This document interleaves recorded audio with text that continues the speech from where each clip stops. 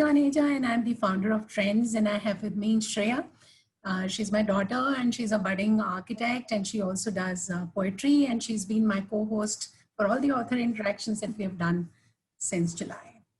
And before I begin, I'll really like to really thank Rajiv and Babita Batra for really connecting me to a beautiful person, Ratna. And we have Ratna today, and she's the eminent author, and she has written 3 books. She's a corporate communications expert. She's also, she holds a master's degree from the London School of Economics, and as well as a master's in English literature from St. Stephen's.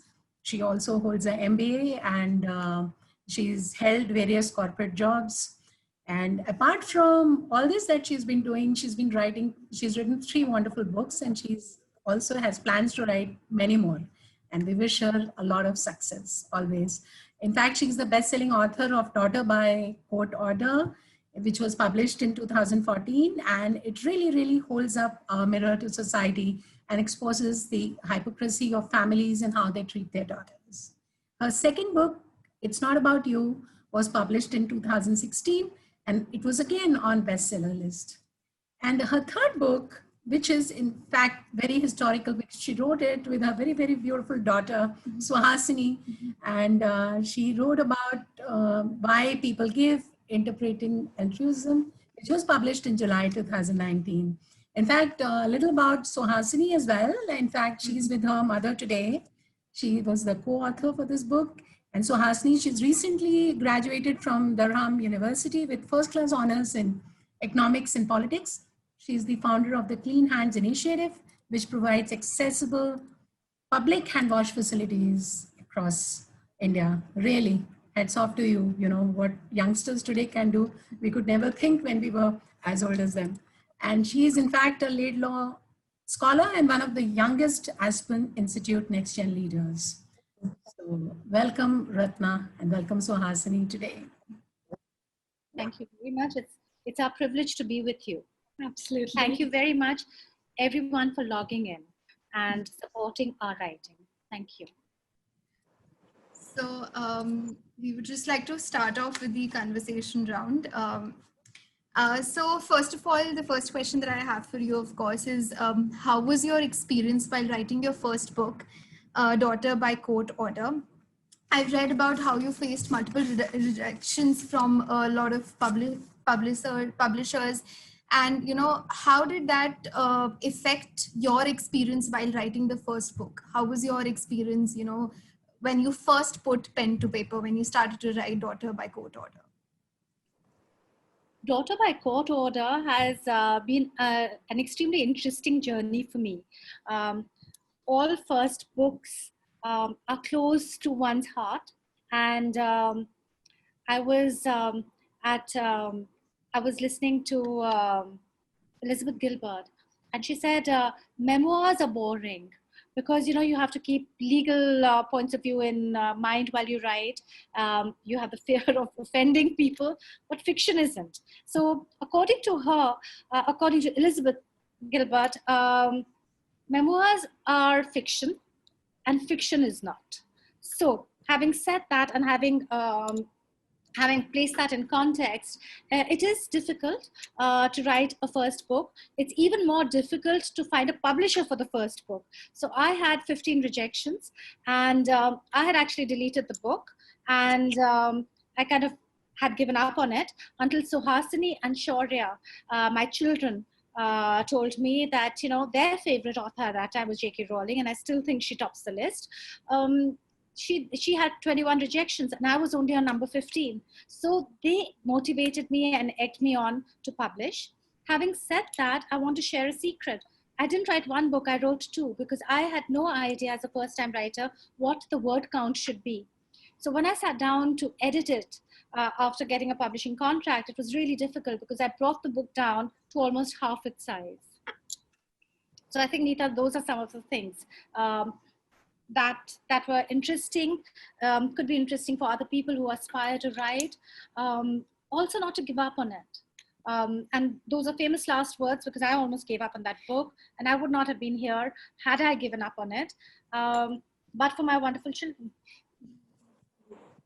I think that's very beautiful, considering how that was also your theme.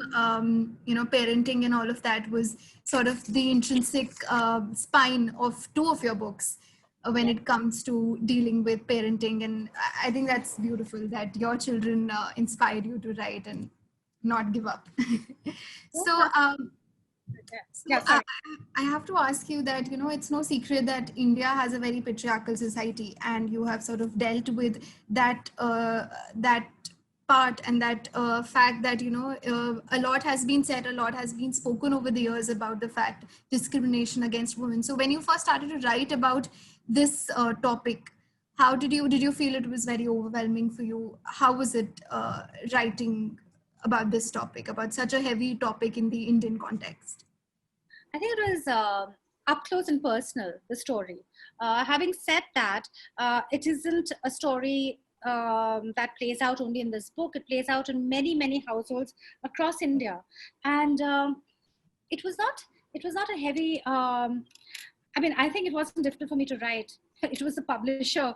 It was finding the publisher who wanted to deal with something which was at that time different. That was difficult. I needed a publisher that had the courage to go out there and publish it and position it. Having said that, when they asked me in the first meeting with Fingerprint, they asked me who would read this book. I said every family that has a woman, a daughter, or a mother, because what a generation does, that story and that experience doesn't end with that generation. It plays out for times to come. And therefore, this story has touched many, many people. And, before COVID started in March, I was in England. And on my way out, I always drop into WH Smith to see what's trending. And Daughter by Court Order was still there on the top 30 list. Now we were way down, but we were there. And this book was published in 2014.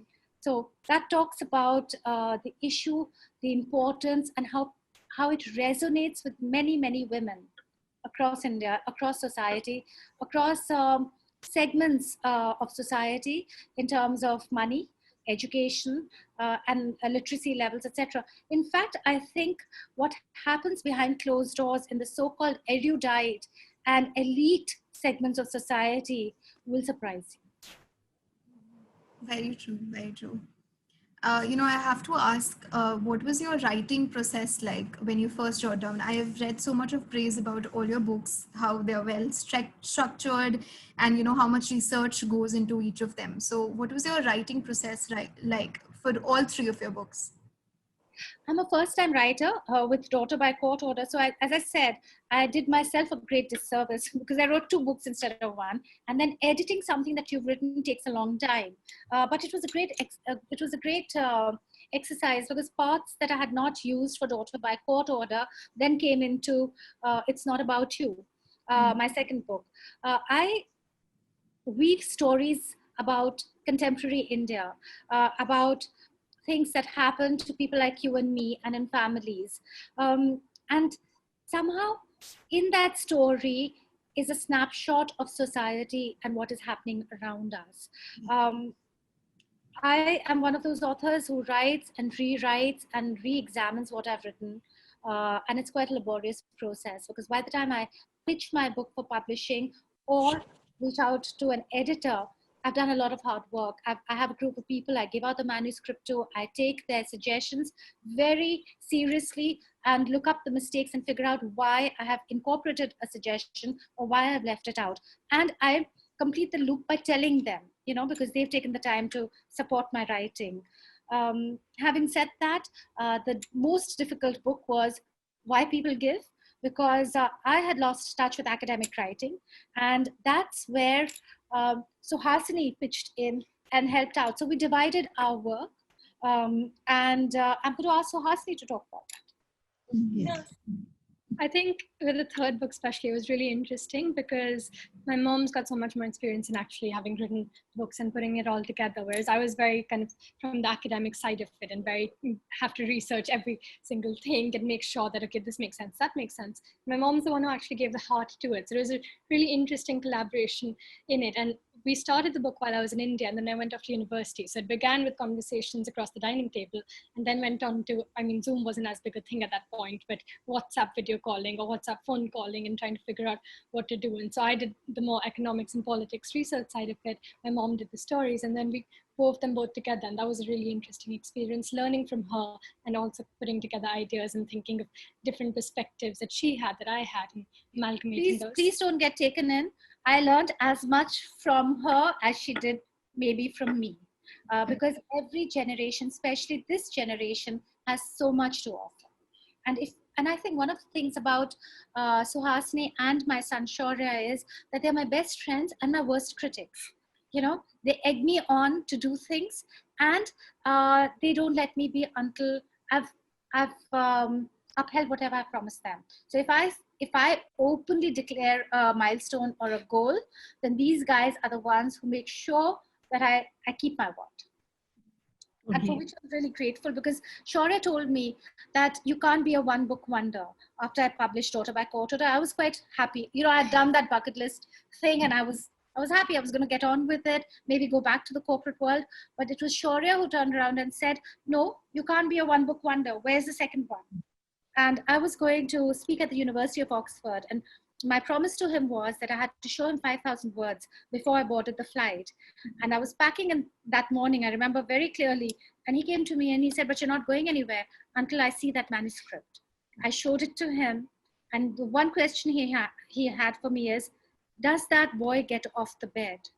Do I get off the bed? Because, you know, that is how powerful the first chapter was. And I knew I had a good book.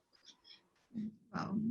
It's so interesting. You know, I can relate to this. You know, it's so important for the kids to be with you in all your, and they are, I can see that they're your worst critics, but yes, at the same time, they love you so much that they're the ones which motivates you to conquer heights. I mean, I've been doing a lot of projects with Shreya, and we've had our fights and everything, but I think it has been most inspiring journey. I can relate to you, relate to your journey. So Hasni, considering that we have really talked about the daughter's perspective today, I would really love to know you from you especially. How was the experience working in a professional capacity with your mother? This was a professional capacity. You wrote a book together. You talked about everything together. So how was it?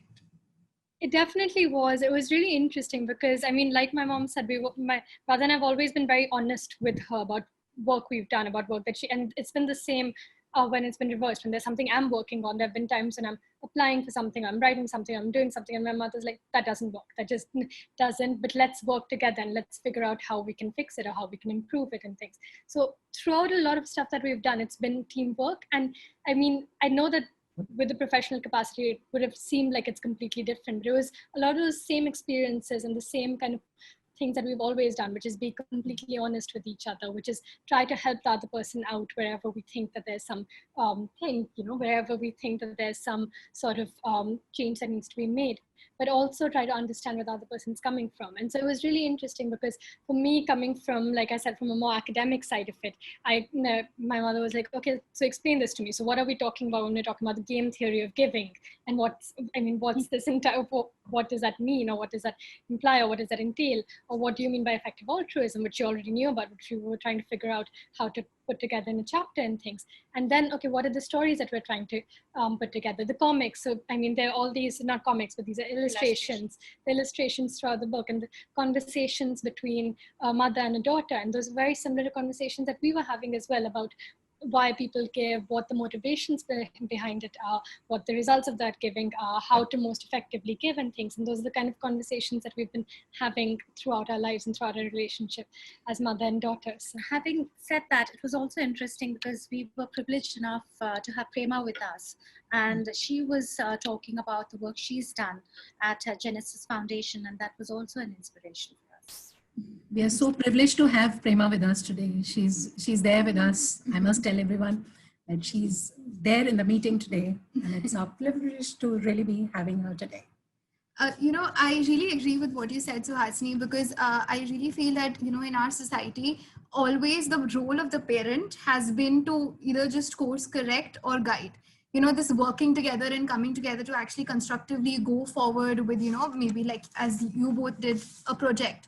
is something that really inspires me, and I feel this is the way forward to parenting. Maybe that's the pedestal. The new pedestal. I also want to tell you that this book, we are Indian writers in English, and we Googled to see if there were any other mother-daughter teams that had got together and published. And I think we're amongst the first, but I'm saying English because maybe there's a vernacular language that people have done it, have written together. There are a lot of my favorite authors abroad who've done it. Mary Higgins Clark has written with her daughter. I think even this other one, Jodi Picoult, has written with her daughter Samantha. But as far as Indians publishing in English, I think we may be amongst the first. Hopefully. Wow. Congratulations on that. Coming to your second book, It's Not About You, I have to ask, how was it that you came up with this phrase for the title? How did the title of the book come together? Because it's my children. If I, when they were younger and they were in school, if I said anything to them, they would say, it's not about you. And then I found myself saying it to them. Whenever I had a problem or I was upset, I would tell them, it's not about you. You keep quiet for 1 second. It's about this, right? So it was just very apt because it was about 2 generations. And it was about bullying, and it was about, finding out. So if my son and my daughter are talking, and if I would enter the room and I would say something and I would ask the context, I would say, just wait, it's not about you. You don't get it, whatever, So that's how it came about. And it's been really funny because sometimes when people ask me, what's the name of your second book? And I'm like, it's not about you. And they're like, yeah, we know it's not about us. We didn't think that it's about us, but can you tell us? And then it's just, yeah. Even I get mixed up. It's not about you. I mean, we were on a flight, and the lady sitting behind me was asking me, "What's your book?" So I started saying, "It's not there. It's not about you. Something." And she's like, "Mama, you're forgetting the name." I just got confused because you guys keep talking about it, and so that's how it happened. It's so lovely to see the synergy between both of you. One sentence and she finishes and you take it on from there. It's coming so naturally. Such a lovely relationship, I must say. Ratna, so you've been such a successful corporate communications expert. You've done so much. How did you juggle? Bringing up your children, your corporate job, then writing books. How did you do? How did you balance out? And you have such beautiful 2 children. Shaurya is also here today. I can see, and you're there, and such beautifully brought up children. I know Shaurya is waiting to be going for his studies shortly.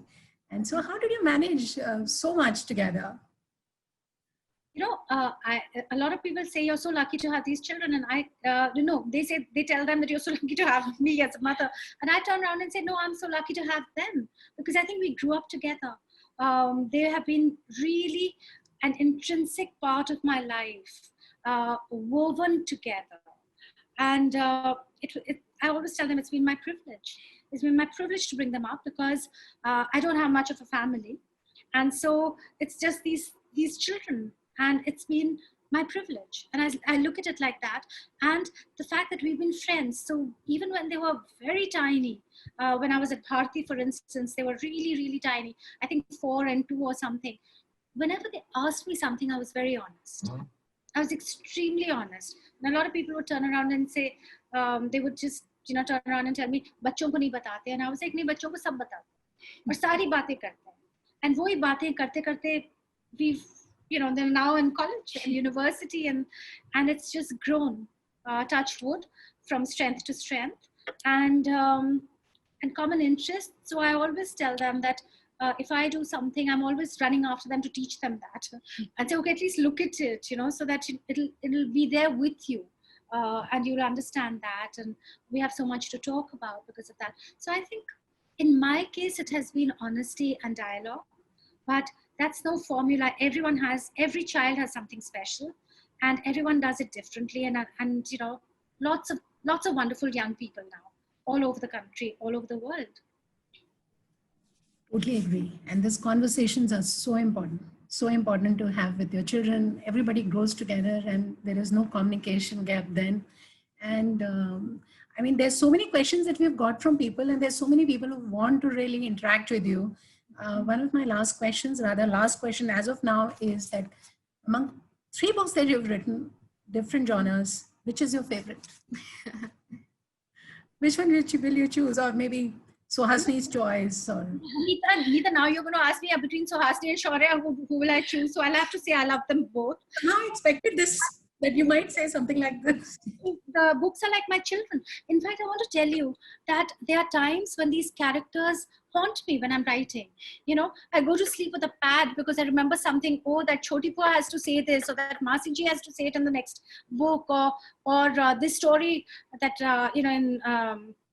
it's Why People Give needs to be written. I need to change it. I need to do this. The illustrations, I had never done illustrations before until the editor said, let's put in some illustrations between these two ladies, a younger employee and an older person. And it was a challenge, but one did it. So I think coming back to this rather tricky question, and it makes me pause and think, the recent one has made me look into life and what it means to be human and humane. Why People Give, how nothing is too small or too big. We don't have to depend on the government or on the Tatas or Birlas or whoever to start a change. Prema has taught us this, and Jyoti by setting up this foundation. My grandfather set up Common Cause, and it was across the dining table. And I think that is something that I've learned. But my all-time favorite, of course, is Daughter by Co-Daughter. There's something about Aranya that I relate to and identify with completely.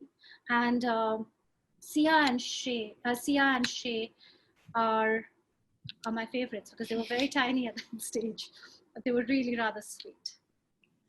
I know that it's a very, very close to your heart book, and really something that is come from your heart, and it always makes a difference when it happens like that. No, but sorry, yeah. Neeta, sorry if I interrupted. The reader today is very discerning, right? When you do anything, you have a few seconds, because then they can. It's like changing the channel. They'll flip over and decide whether they want to continue reading or not. So it's not about you. Had to draw them in and keep them there.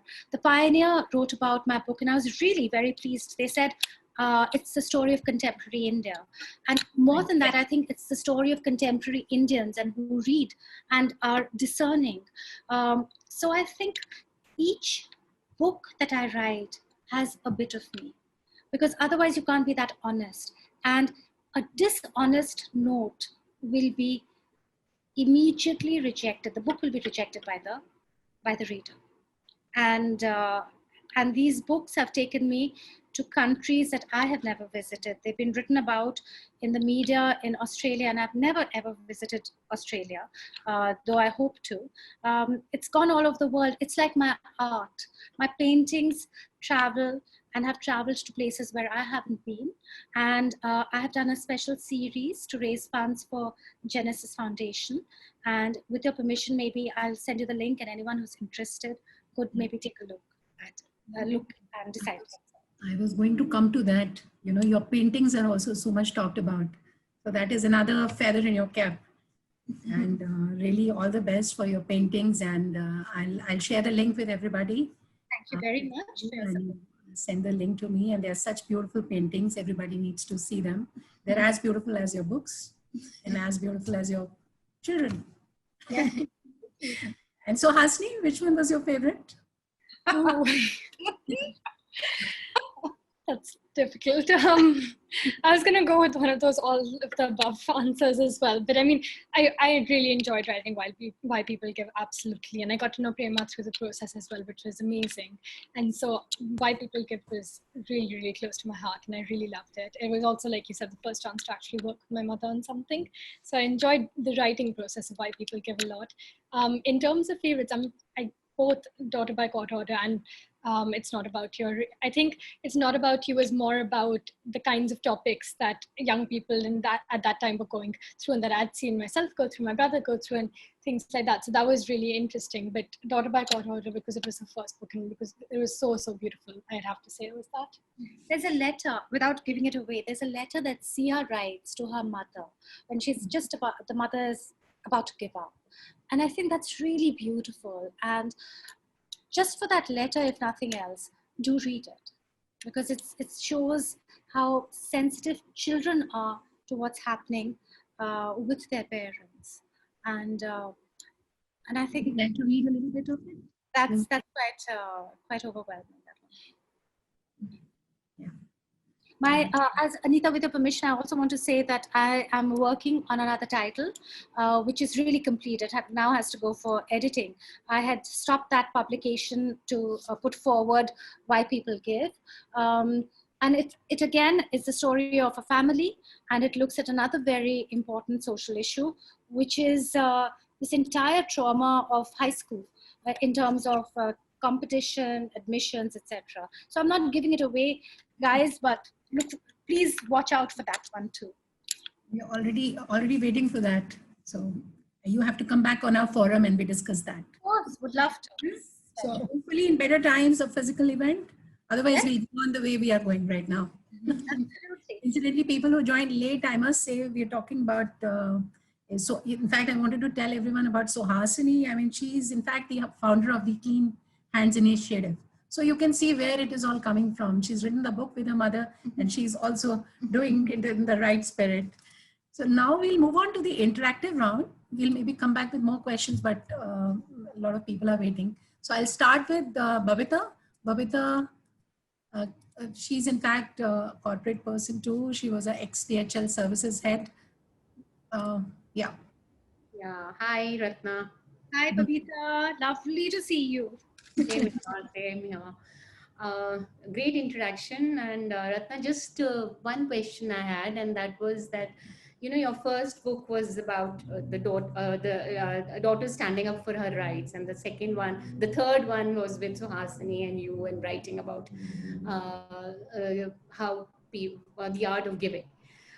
Just wanted to know, since you've researched so well, and that what is your view on the recent Supreme Court order on safeguarding the rights of a daughter? And do you think it will work in a nation like India, where daughters by traditions have not got their rights? You're so correct. Of course, it's welcome. It's further enhancing the law which was passed in 2005, and it's taken a while to come, but it is a really welcome development. Every household has a daughter, and every daughter deserves her rights, emotional, psychological, and also economical, and in money terms. And in our society where patriarchy is so deeply rooted, the minute a daughter says, I want my rightful share, it's termed as greed. The minute a woman turns around and says, I want to work, it's aggression, right? A smart woman going to the corporate world or wherever else it is usko kuch chahiye. Someone getting a promotion, again, she must have done something. There's always an undercurrent which is unsavory. It will take time for the wheels of time, the wheels of change to move. However, this is a really welcome and great beginning. Okay. Thank you. Babita, you had any other question? No, that's the only one. Very well. Yeah, I'll request Sohim. In fact, Sohim has a question. Yeah, hi. Thank you for sharing your insights. It's been really good being with you guys through it all. I had a question for Suhasini specifically, if that's okay. So I just want to know, obviously you've written the book, and given your background, you had a lot of academic insight into it. But in light of that, do you think your approach towards giving has now changed, especially with everything that's been happening? Do you think it's affected you in some way? And how you view how other people give as well? I think what was really interesting and inspiring about writing the book was talking to other people who've done so much for society. So, I mean, even though we began looking at it in a kind of not academic, but from that kind of perspective, it was the stories that actually made a really big difference, because it was talking to people, talking to Prema, talking to people who've actually, Radhika Bharatram, the Gurukul school, so many people who've spent so much time and given so much of their lives in helping others. And at the book launch itself, we had a lot of people on the panel who've been founders of NGOs, who've been very, very involved in philanthropy. And that was really interesting because it made me realize how much more each of us could do. And I think that's one of the messages in the book itself, is that the power of giving, you don't need to rely only on, I mean, a government or a private organization or any one thing. Each individual has that ability to change, to make that difference. And I think that's something that during COVID especially has been, that we've seen, is that where civil society, where people with their organizations have stepped in to actually give to others and to help out in things. That was my motivation for Clean Hands, and to try to improve. I mean, that was one of the big things, is that I'd begun looking at it from a more academic lens and spoken to different people. And then I realized that this is an actual issue, that we don't have those hand wash facilities to actually enable people to remain safe during COVID. And how does that affect your street vendors? How does that affect people who are roadside workers? How does that affect so many other people who may not have access and have the opportunity to wash their hands? So even though we look at it as a duty that everyone must do this, does everyone actually have that ability? And so that's something that I think before the book, I wouldn't have realized, or even if I did, I wouldn't have realized that that's something I could do. But that's something that after writing it, I've realized that the power is within us. My brother's started his own mental health organization during COVID, and it's to support university students who are dealing with mental health issues and connect them with peer counseling, but also with professional help if they need it.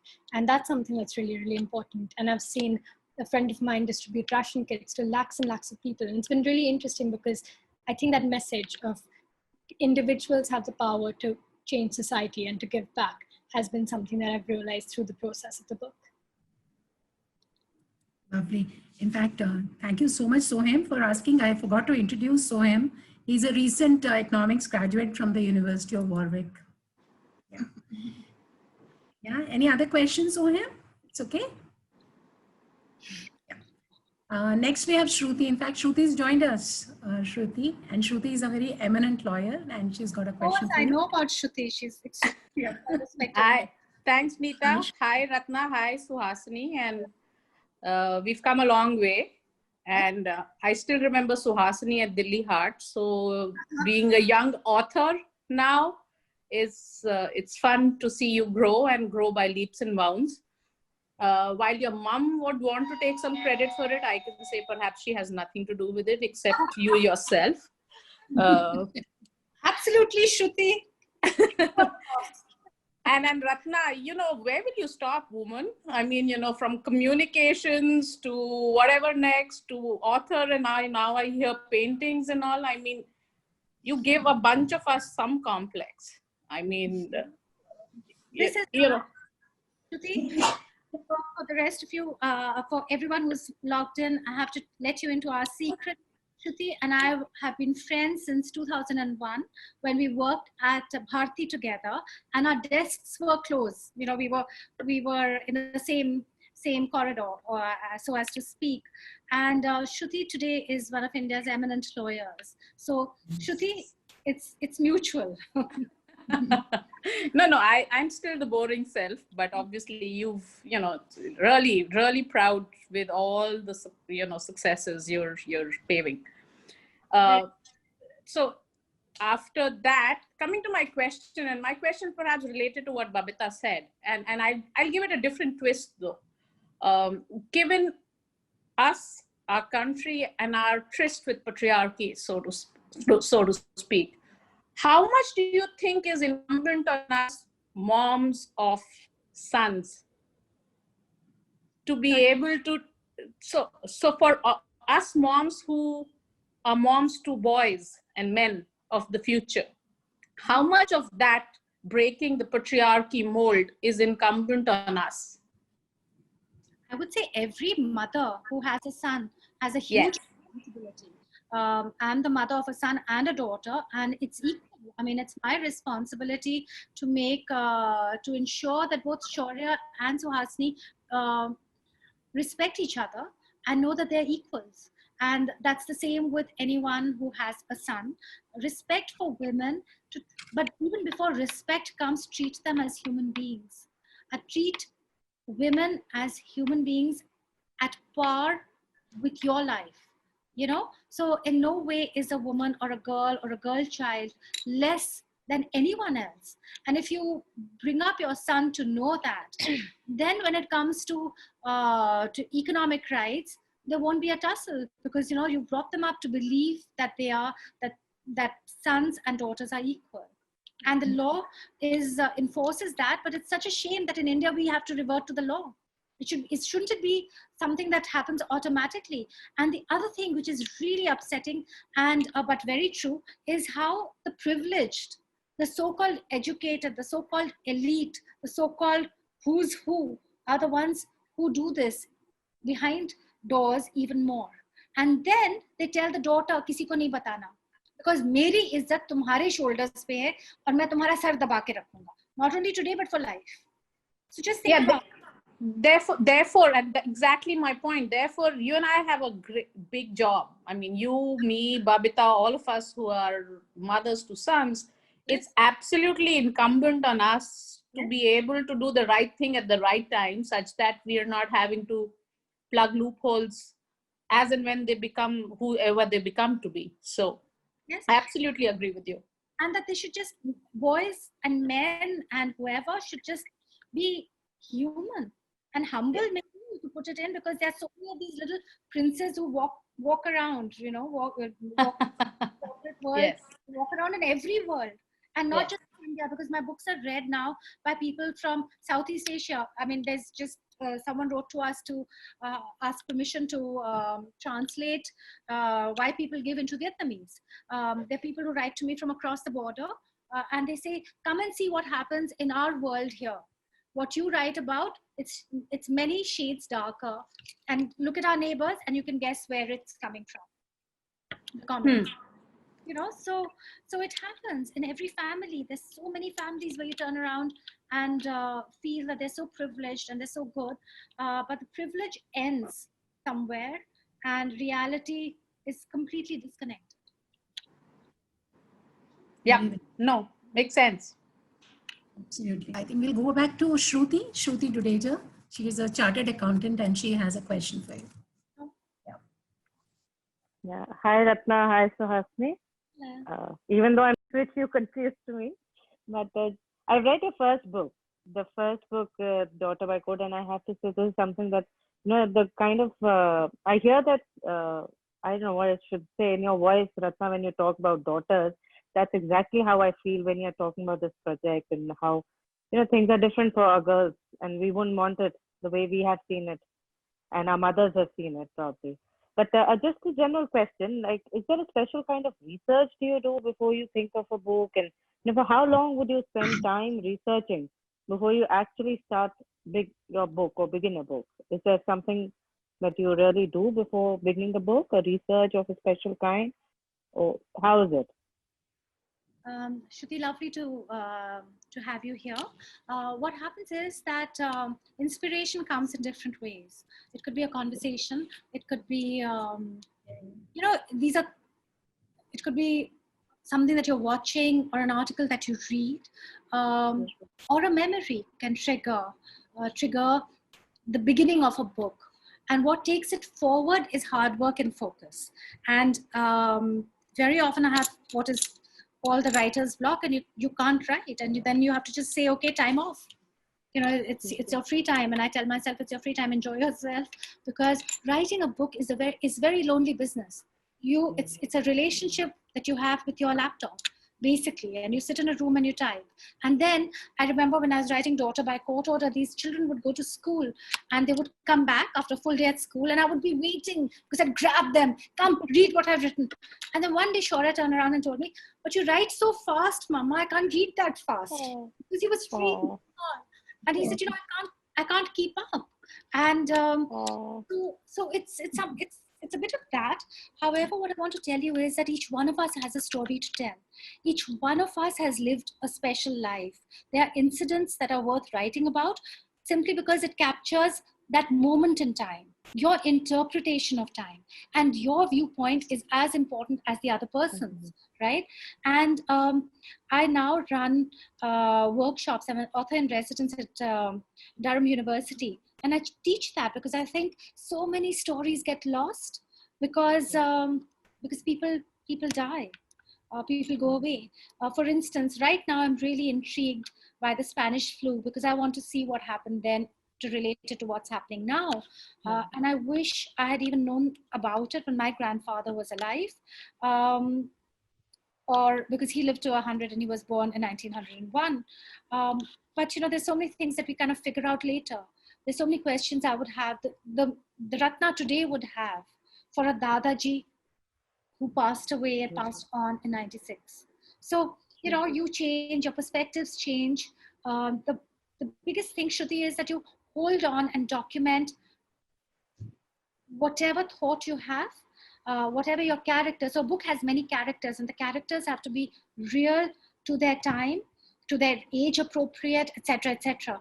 So then you kind of divide up the research according to your characters and their personal history, where they are coming from and where are they going within the framework of a book. So every book, whether it's fiction or non-fiction, has an active plot, and it has to have a start, but it also has to end somewhere. So Beautifully said. Thank you so much, Ratna. You're very motivating. I think you should be an inspirational talker as well. You really hit chord. Thank you. Shruti had sent you her TEDx. You would have TEDx talk. You would have heard. She was so inspirational in that too. In fact, I had forwarded to everybody because I wanted everyone to listen to her inspiration. I was very inspired by the talk. thank you. We are getting such beautiful comments by everyone present here. And Thank you. Suhasini, it's been such a pleasure. Now we have Kopal. Kopal, she's an architecture student and a theatre enthusiast, and she wanted to ask you a question. Hi, good evening, Trends and Shreya, because I've been to one of this before and it's always so informative. I had a question for Ratna ma'am. Daughter by Court Order is being made into a motion picture. So what is your experience like in getting your book being made into a movie? And like, what all challenges are you facing? Because a book is layered so well, like it takes so much of time to layer it and all, and then getting it to screen in 2 to 3 hours. I just wanted to ask, how are you going about it?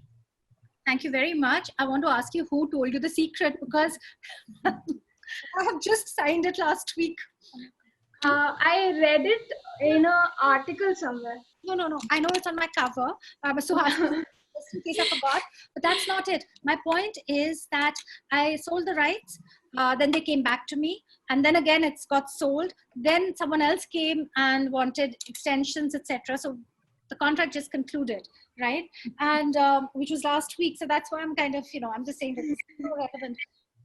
You're absolutely right. You have to detach. The producer and the director and the screenplay writer take it forward. Everyone has their own interpretation. Because this story is so close to my heart, they need me. They need me to talk ideas through, to share certain. So as I said, I had written a lot more than has been published. So they need me for ideas, experiences that I may have, some of my own experiences, etc.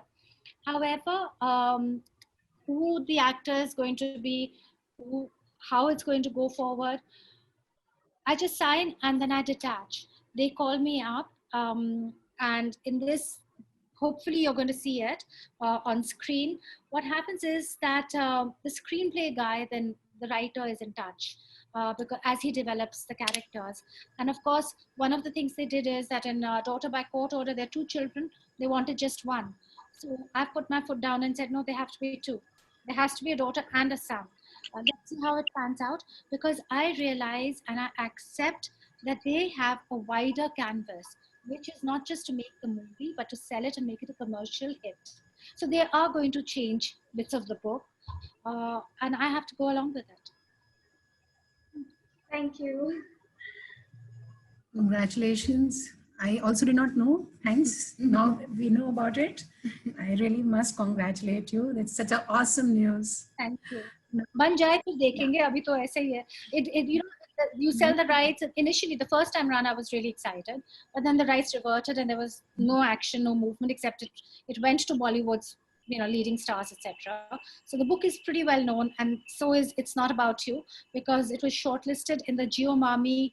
It's Not About You made it to the Geomami book to screenplay. It got an award. But having said that, I've learned detachment. जब बनेगी, जब actor आएगा तब देखेंगे. अभी it's good fun. It's all right. Absolutely. Next we have Purvi.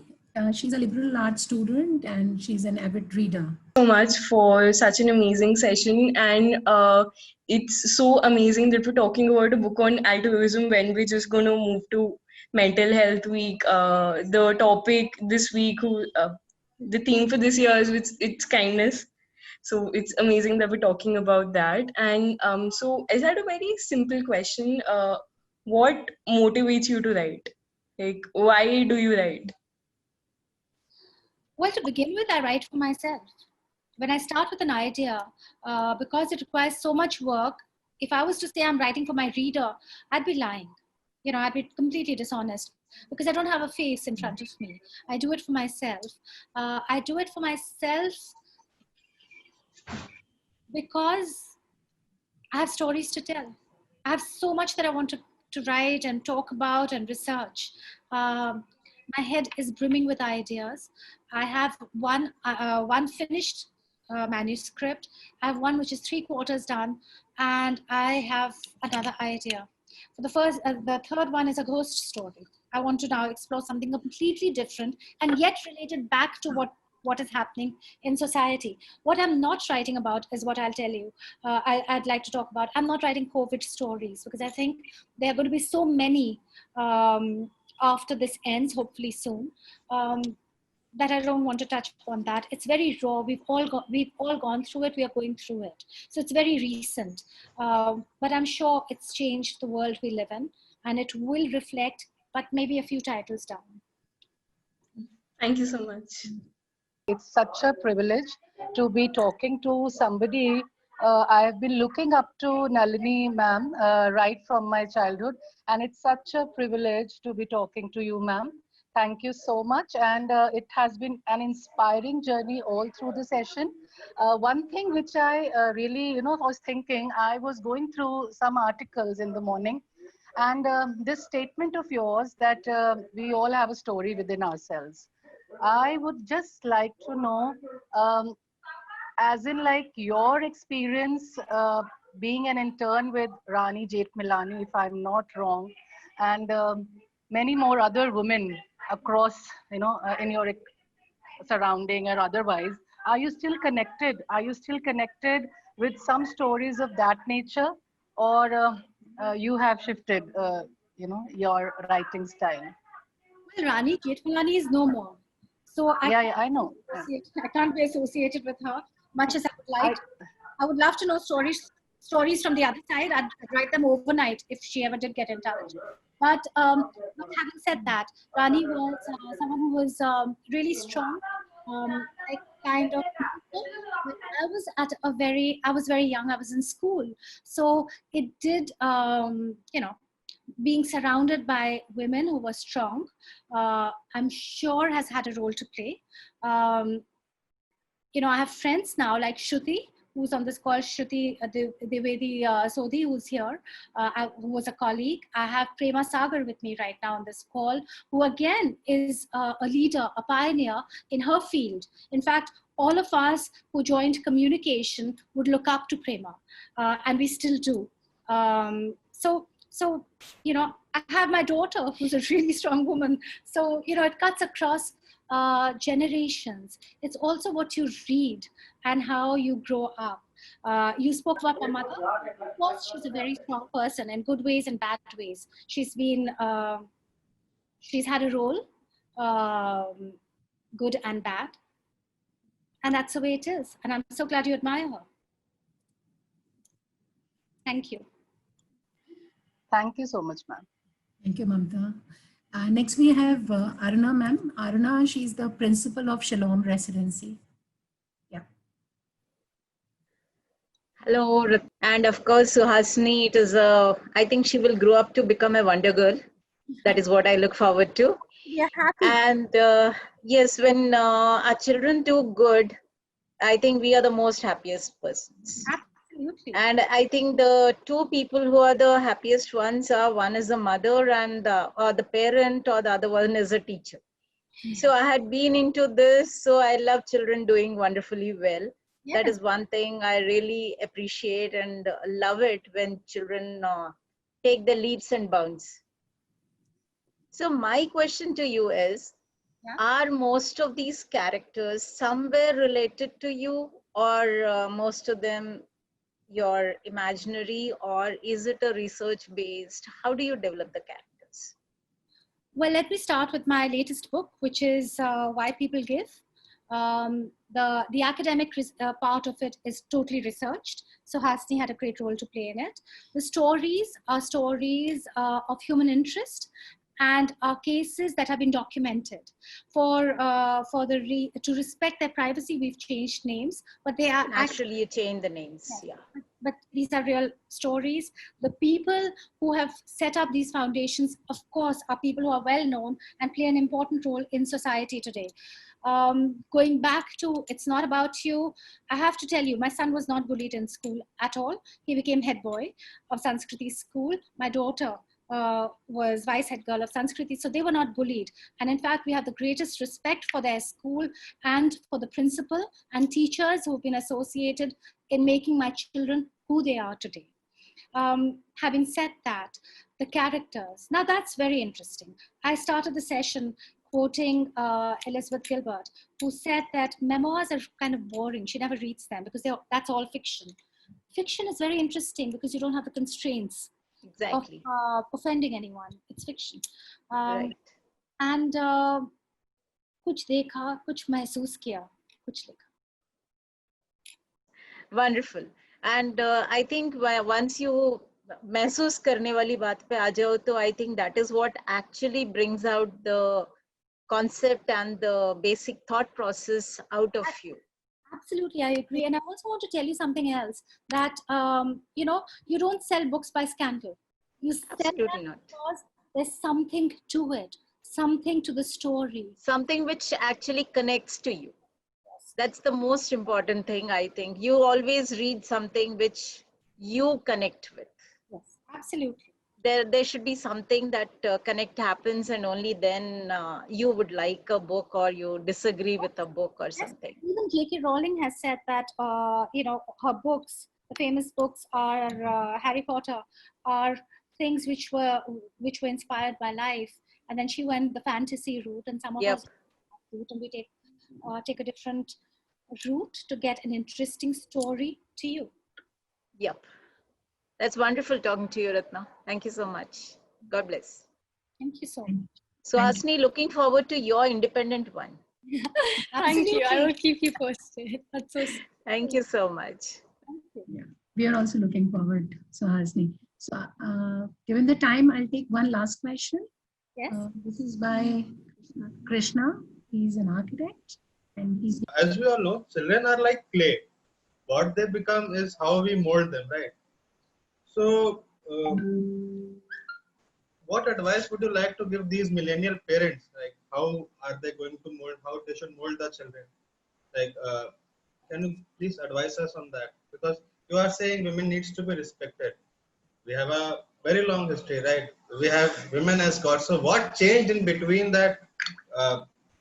How the clay got demolded, or what happened in the between that we are not respecting, or this issue has arrived in our society? Well, I think you've touched on something which is very important. One of the reasons why the manuscript of Daughter by Court Order was rejected 15 times is because women in India are goddesses. They're either goddesses or they're sluts. I'm sorry for the language, but it's that range that you have to occupy, right? Kind of a thing. And the main thing is courage to be who you are and to say what you mean, I think is important. And if we are able to communicate that to our children, well, I think a lot of complexes will be avoided. A lot of we will instill confidence in them, and hopefully that will play out in a positive way. Having said that, how can I, as a human being, as one citizen, take on the burden of advising millennials on how to bring up their children? The world they are going to grow up in is so different from the world that my children grew up in. So I just think that's a very big thing that you're asking of me. But just keep your children close. Keep them as your best friends. Then they'll talk to you, and I think that is important in any generation. Thank you. There is one more last question. Rajdeep has been wanting to ask, so we'll give him chance. He's been really wanting to Viya's question if she's back. You want to have Viya's question? Yeah, it's fine. Yeah, Rajdeep. Yeah, good evening, ma'am. It's really, I mean, you mother and daughter, like it's really amazing in such a society where people go according to what others speak. I'm really amazed. Like it's beautiful. So I just have a small question from you. You have to see me with my son. It's exactly the same. Wow, it's really amazing. It's really amazing, For actually. example, both Shaurya and Suhasini, I will share a secret. One is my heart and the other is my heartbeat. So that's the way they are. It's so cute. It's so cute, actually. So I just have a small question. Like you were talking about respecting, and last question was about how these millennial parents can inculcate things.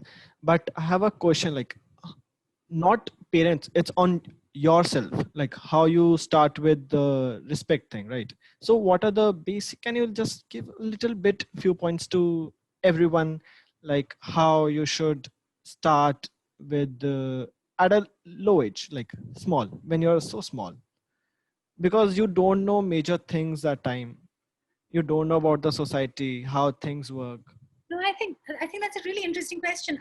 I can only talk from experience, and Suhasini here, and she can come in and correct me if I'm wrong. But for me, Shaurya and Suhasini were little people. And I always spoke to them like I spoke to a colleague, like I spoke to Shruti, who was a dear friend and a colleague, or Rajiv, who was a friend and a colleague. That's the way I spoke to them. And also we think children are fragile and we think that they don't understand, but they pick up the vibes. They're really smarter than we give them credit for, even when they're very young. And I think that's the way I have been with my children. And Thodi Day, it's a joy for both of us, I think.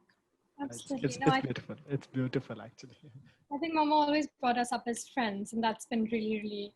She never treated us like, oh yeah, you're just children, you don't know anything. It was always. Yeah, I never spoke down to them.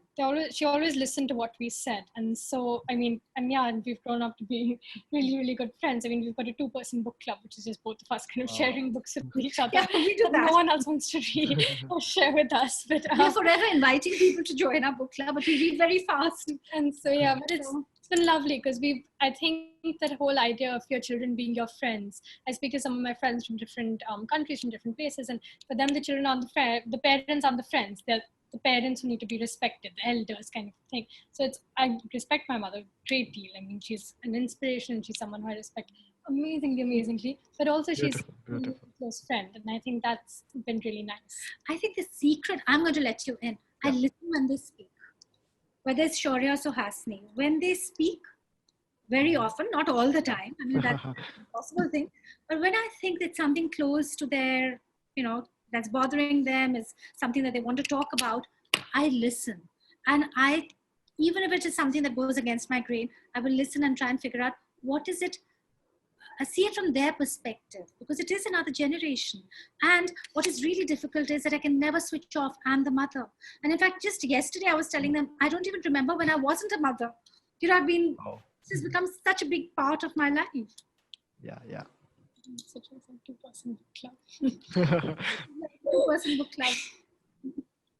Thank you. That was really a beautiful answer. Thank you. I think that's a very beautiful note to end our session on today.